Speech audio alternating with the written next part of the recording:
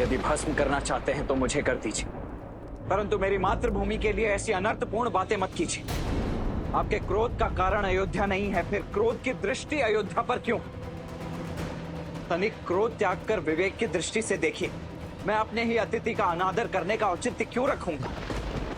मैं तो केवल अपने राजधर्म का पालन कर रहा हूं, अपने प्राणों से अधिक अपने महाराज की आज्ञा की रक्षा कर रहा हूं। किंतु यदि दंड देने की इच्छा इतनी प्रबल हो ही गई तो भस्म कर दीजिए मुझे, किंतु यह निश्चित है कि मेरे भैया की आज्ञा के विरुद्ध इस कक्ष में पग धरना तो दूर, मेरी राख को लांग तक नहीं पाएंगे आप। समझ गया, तुम्हारी इच्छा अयोध्या का अंत है, तो वही सही, अपनी अयोध्या को चलते हुए।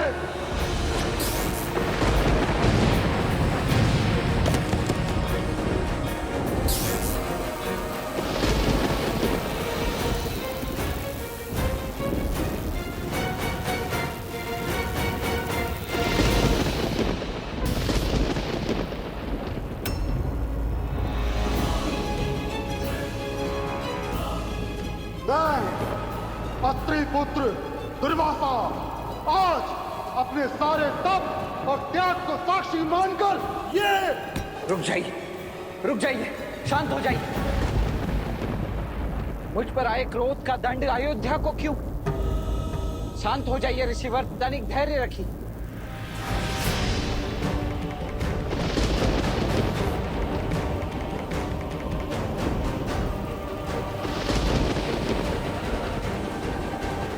आपके हर आदेश के आगे नतमस्तक होने को सज्ज हूं। कृपा करके शांत हो जाइए। अयोध्या को अपने क्रोध की अग्नि में मत भस्म कीजिए।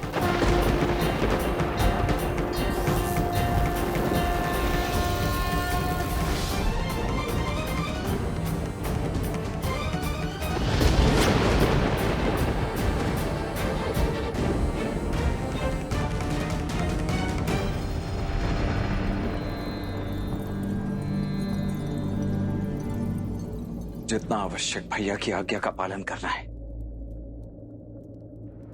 उतना ही आवश्यक अयोध्या की रक्षा का धर्म भी है। मैं क्षमा प्रार्थी हूं ऋषिवर, कृपया अपना क्रोध त्याग दीजिए।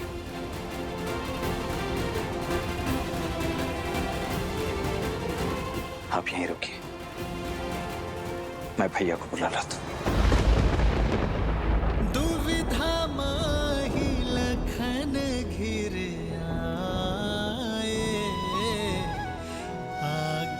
राजा की माने या राज बचाए, रघुकुल मांगे सबसे अगन परीक्षा, प्राण देने साज लखन बचाने अयोध्या।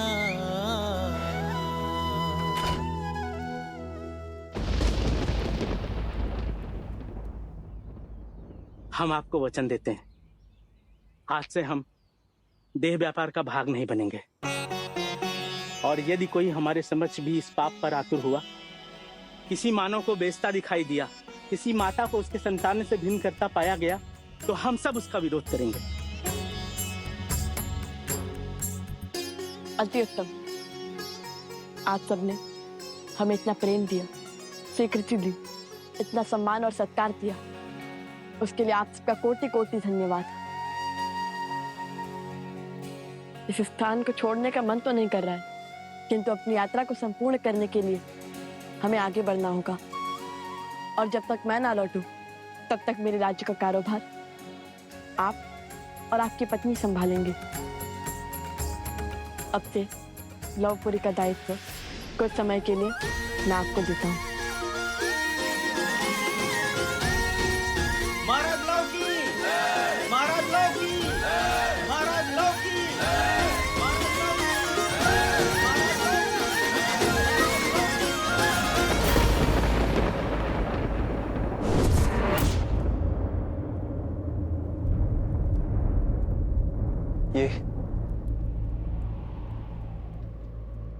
ये क्या किया तुमने लक्ष्मण?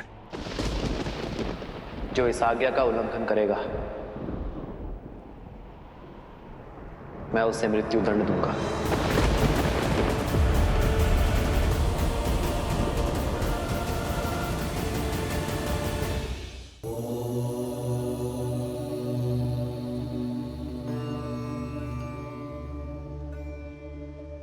महादेव, पहले अपनी प्राण से प्रिय पत्नी की अग्नि परीक्षा का आदेश दिया और अब अपने ही अनुज को मृत्यु दंड कैसे दे पाएंगे वो?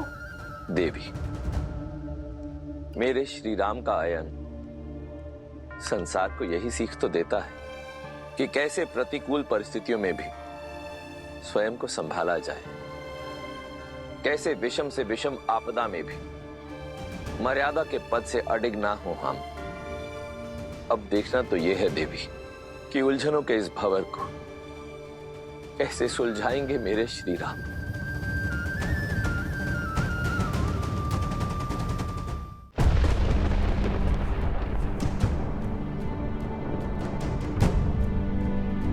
ये कौन थे भैया और आपसे मिलने? तो प्रश्न यह है कि तुम भीतर क्यों आए? क्यों लक्ष्मण? मेरे आदेश देने पर भी तुम मृत्यु दंड के मुख में क्यों चले आए? मैं भीतर आने और आपकी आज्ञा का उल्लंघन करने के लिए क्षमा प्रार्थी हूं महाराज, किंतु मैं यहां यदि नहीं आया होता तो महर्षि दुर्वासा संपूर्ण अयोध्या को जलाकर भस्म कर देते। अपने राज्य को, अपनी मातृभूमि को बचाने के लिए मुझे भीतर आना पड़ा महाराज। परंतु आपने मुझे बताया नहीं भैया कि ये कौन थे और ये यहां आपसे मिलने के लिए। उसकी चिंता छोड़ो लक्ष्मण, तुम जाओ और ऋषि दुर्वासा को सम्मान सहित भीतर लेकर आओ। जाओ। जो इस आज्ञा का उल्लंघन करेगा मैं उसे मृत्यु दंड दूंगा।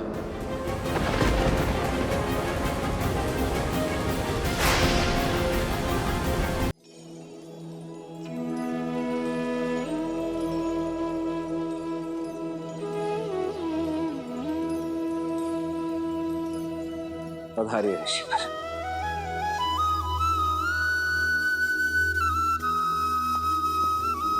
जब तक मैं आज्ञा न दूं तब तक कोई इस कक्ष के भीतर नहीं आएगा। जो इस आज्ञा का उल्लंघन करेगा मैं उसे मृत्यु दंड दूंगा।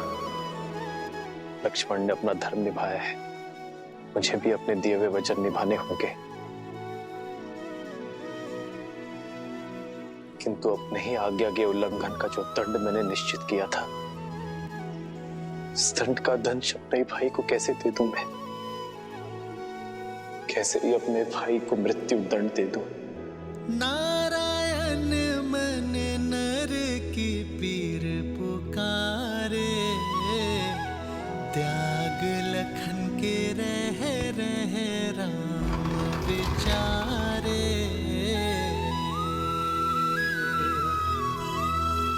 बन के कवच जो जन्म का साथ निभाए, मृत्यु दंड उसे कैसे राम सुनाए।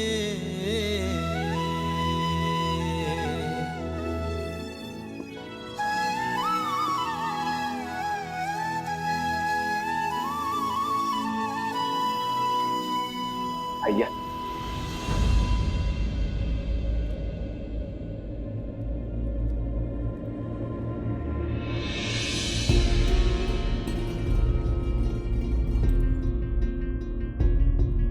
प्रणाम महर्षि।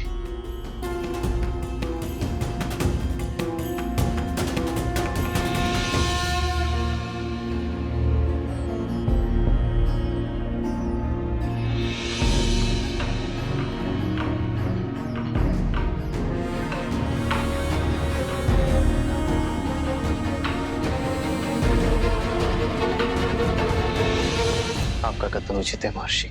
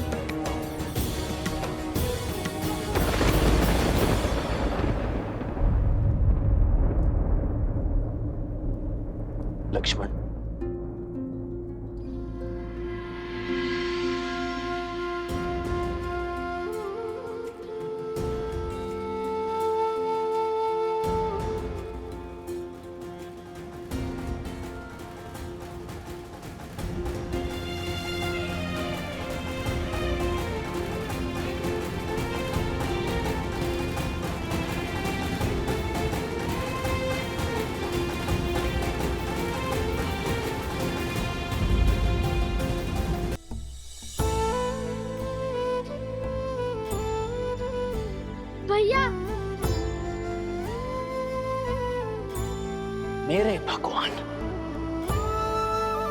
मेरे भैया प्रभु श्री राम ही हैं। और यदि मेरे भगवान के ऊपर किसी ने शास्त्र उठाया, कवच ये लक्ष्मण होगा है।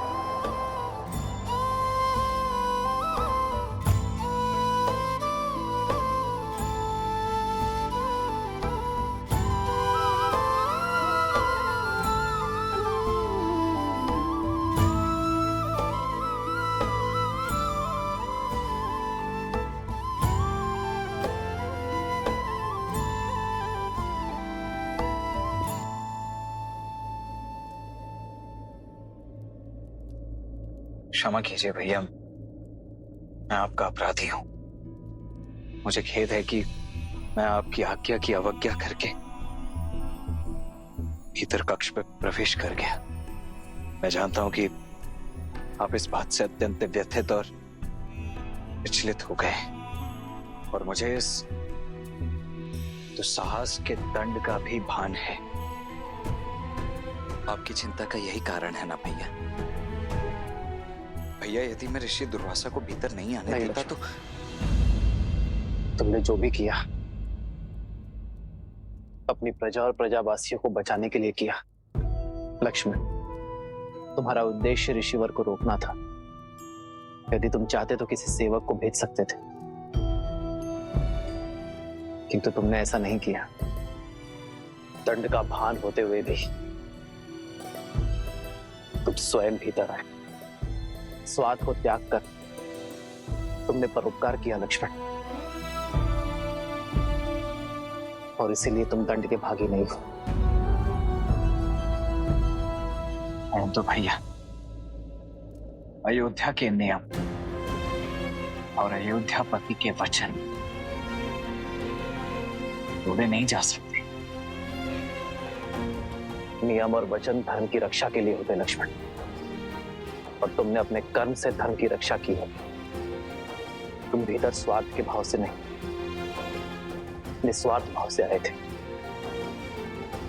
मृत्यु का भय त्याग कर आए थे, और इसीलिए तुम्हारा दंड क्षमा योग्य है लक्ष्मण।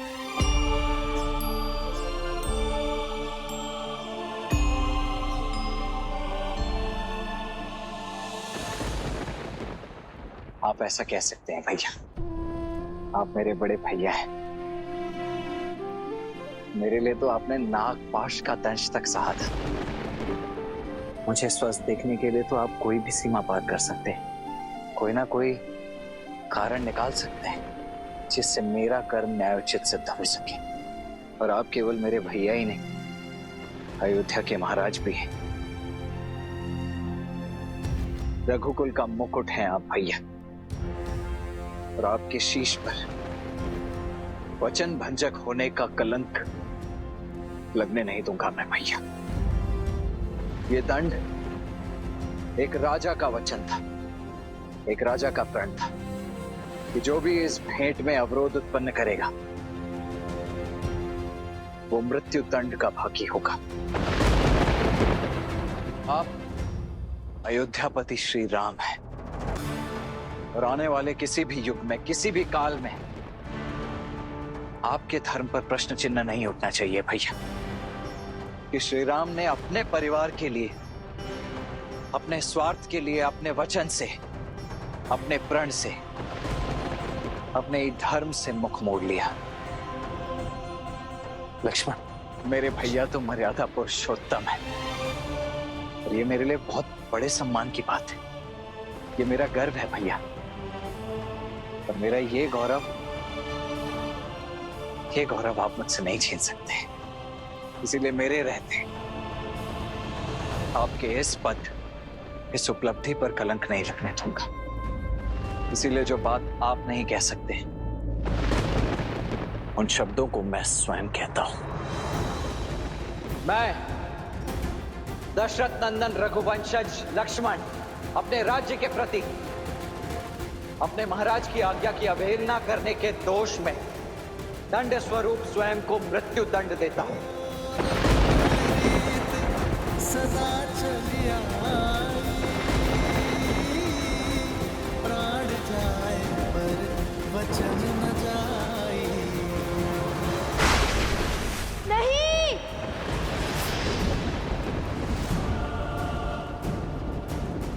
कुछ क्या हुआ? तुम ठीक तो हो ना? मैंने बहुत बुरा स्वप्न देखा हनुमान जी।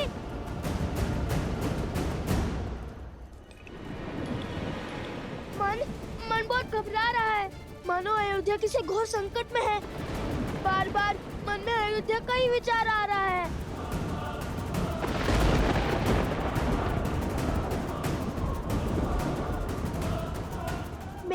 मेरे स्वप्न का क्या कारण है? क्यों मेरा मन इतना व्यथित है?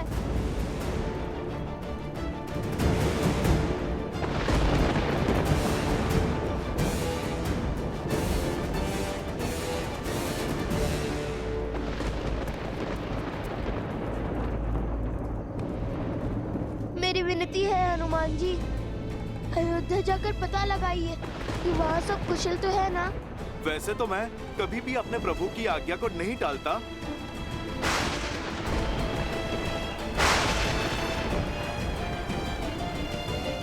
किंतु आपकी चिंता भी तो मेरे प्रभु और मेरे परिवार से ही संबंधित है। इसीलिए मैं अयोध्या अवश्य जाऊंगा। यदि अयोध्या पे संकट के बादल मंडरा रहे हैं तो आप निश्चिंत हो जाइए। मेरे रहते मेरे प्रभु श्री राम और उनके परिवार पर कोई आंच नहीं आ पाएगी।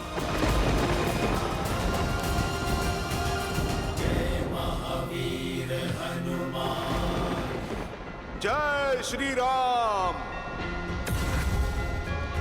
बजरंग बली हनुमान, जय जय महाबली हनुमान। कुमार कुश को अकस्मात ऐसा स्वप्न आना और मेरे हृदय का घबराना मात्र संयोग नहीं हो सकता। हे महादेव, अयोध्या पे संकट का कोई मेघ बरसने मत दीजिएगा। मेरे प्रभु के नगर को विपदा की हर एक आंधी से बचाइएगा। जय श्री राम।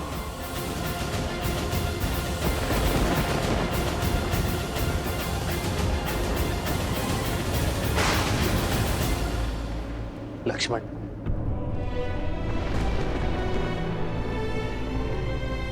तुम धर्म की रक्षा के लिए अपने प्राण तक दांव पर लगाने के लिए सच हो गए। गर्व है मुझे तुम पर, तुम्हारी धर्मनिष्ठा पर। धन्यवाद भैया। मुझे ज्ञात था कि आप मेरे निर्णय के कारण को अवश्य समझेंगे और इसमें मेरा साथ अवश्य देंगे। किंतु निर्णय एक का पक्ष सुनकर नहीं लिया जाता लक्ष्मण। अब तक मैंने तुम्हारी बात सुनी और समझी, अब बारी तुम्हारी है लक्ष्मण। अयोध्या के महाराज की बात सुनने की। और मैं तुम्हें आदेश देता हूं कि अभी इसी क्षण से इस चर्चा को समाप्त कर दो। परंतु भैया। हाँ लक्ष्मण, मैं इस चर्चा का अंत करना चाहता हूं। सीता को खोने के पश्चात मैं अपने भाई को नहीं खोना चाहता लक्ष्मण। मैं तुम्हारी मृत्यु का आदेश नहीं दे सकता। क्षमा करें महाराज,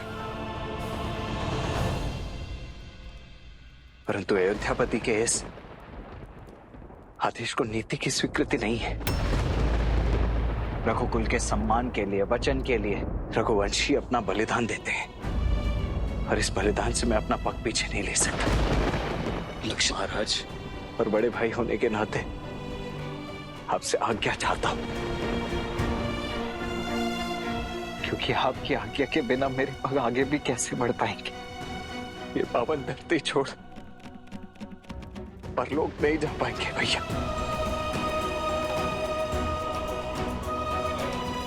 इसीलिए हाथ जोड़कर आपसे विनती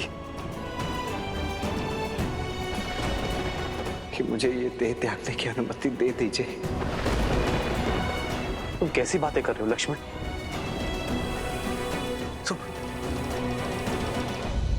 महादेव, श्री राम लक्ष्मण को सब सत्य बताकर स्वयं को और उन्हें इस पीड़ा से मुक्त क्यों नहीं कर देते? क्योंकि नर अवतार को भावनाओं के भंवर को सहना ही पड़ता है देवी। सुख, दुख, पीड़ा, आनंद सबका स्वाद चखना ही पड़ता है। इस समय नर की देह में है नारायण। इस समय वो केवल एक भाई है, जो अपने अनुज की पीड़ा से व्यथित है, संसार के पालन करता नारायण नहीं, जो सुख दुख मोह माया से परे हो। बैठो लक्ष्मण।